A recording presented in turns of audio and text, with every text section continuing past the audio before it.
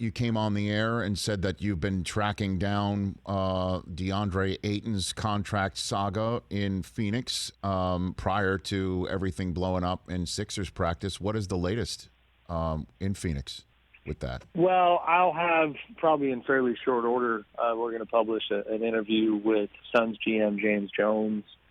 Talked at length about why they chose not to give Deandre the max deal that he wanted and that he thinks he deserved. And honestly, Rich, it's a good old fashioned, parts of it anyway are a he said.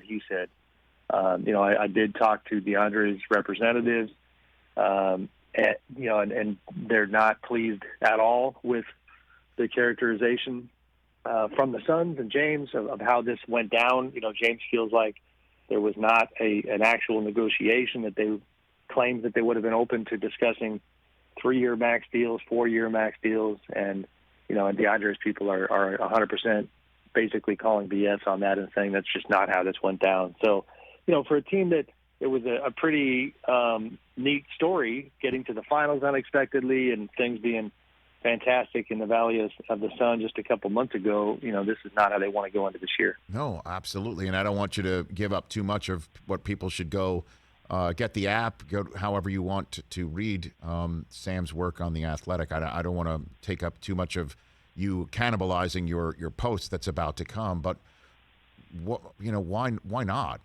I mean, he what would be the issue of just giving the kid what he wants? Because we saw even when Chris Paul was doing his stuff, and and Devin Booker was doing his stuff. That they still needed Ayton's presence in a significant way, that he was a difference maker, even though this is such an outside game in now in the NBA, that he has some serious value to that team at his position, athletically and so much more. Yeah, no question. And more importantly, in terms of the business side, most executives are handicapping that he'll have no problem getting max money next summer.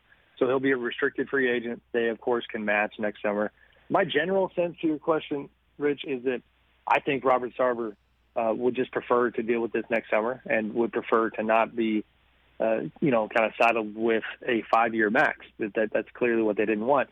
Now, and this is, again, in the column, but there's some discussion about in the NBA, in the way the CBA operates, you can only have 2 designated rookie max extensions per team, and Devin Booker already had 1. So there's a little bit of a sense from James's side that, if we would have given Deandre that second one, then if we wanted to chase another star player that was also on a designated rookie max, that would limit some of their ability to potentially add star power.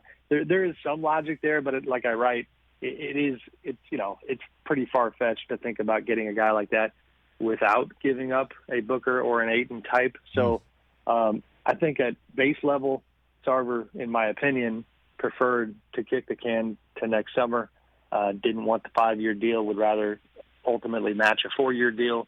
But the human component is always, maybe going to nip you in the bud, because if you offend your guy and he doesn't want to be there anymore, and I'm not saying that's the case. He has not asked for a trade. That's not happening by any means.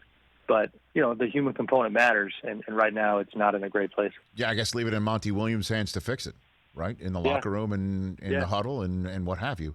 Hey, you watched all the way to the end. Thanks for that. Watch more right here.